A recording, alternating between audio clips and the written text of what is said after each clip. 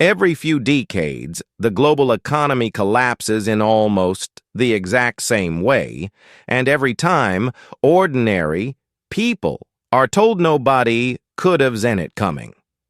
The Roman Empire diluted its silver currency during imperial decline, while the Dutch Republic turned speculation into national power through the Amsterdam Exchange, and centuries later, Wall Street transformed debt itself into a product sold across the planet. Different empires. Same instinct.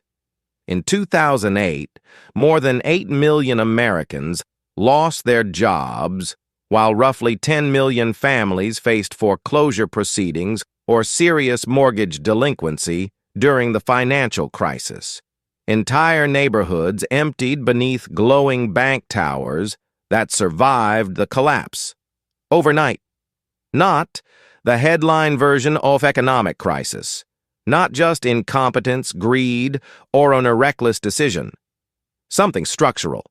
At night, the financial districts of New York, London, and Hong Kong glow like electricaless lands above dark rivers, while cargo ships drag oil, grain, and lithium through narrow maritime corridors below them. The modern economy feels solid only because most people never see the machinery moving underneath it. An economic crisis is rarely just about money. It is about trust collapsing faster than systems can repair it. And that is why every crash begins to feel intentional.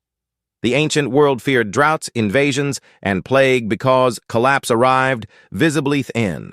A failed harvest, an army at the gates, smoke on the horizon. Modern civilizations built some things stranger. A trader in London can trigger losses in Seoul. An interest rate hike in Washington can destabilize housing markets in Toronto, Stockholm, or Sydney within months. Invisible decisions now travel faster than geography itself. By 2024, global debt surpassed $300 trillion according to the Institute of International Finance. The number is so large, it stops feeling real until you translate it into consequences. The Great Depression destroyed nearly half of U.S. industrial output between 1929 and 1933, while unemployment approached 25%. In Germany, economic collapse destabilized the Weimar Republic so severely that extremist politics surged through the vacuum afterward. In 2008, major financial institutions packaged high-risk mortgage debt into securities that spread through pension funds, retirement systems, and banks across the world.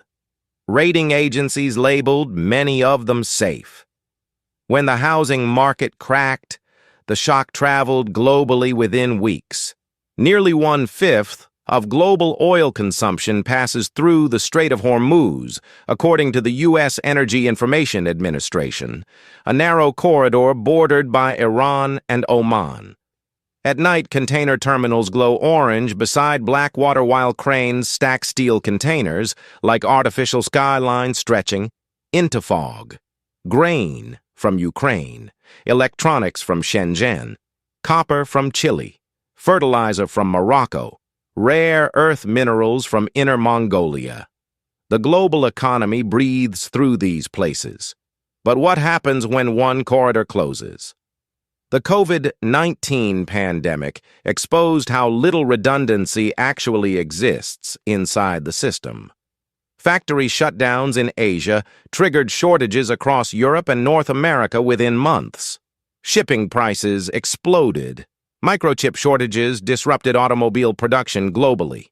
Modern populations absorb economic fear continuously now, collapsing crypto markets, inflation headlines, recession predictions, layoffs announced through apps, housing charts spreading across social feeds like weather alerts. The average person lives inside a permanent atmosphere of financial anxiety. An unfinished housing development hardening beneath desert wind outside Madrid after the 2008 crash. In Spain, youth unemployment surpassed 50% after the financial crisis. In parts of the American industrial belt, entire cities lost population across decades of manufacturing decline. In China, partially occupied apartment towers emerged during debt-driven real estate expansion tied to aggressive growth targets. Different countries. That erosion of trust may be more dangerous than recession itself. Because civilizations survive economic hardship more easily than they survive the belief that the system no longer applies equally. The real pattern. The unsettling truth is neither total conspiracy nor total randomness. Modern economies are built by human beings attempting to manage systems too large for any single institution to fully understand. Central banks respond to inflation with policies that may trigger layoffs months later. Governments stimulate growth through borrowing that can intensify future debt burdens. Corporations chase efficiency because standing still inside competitive systems often means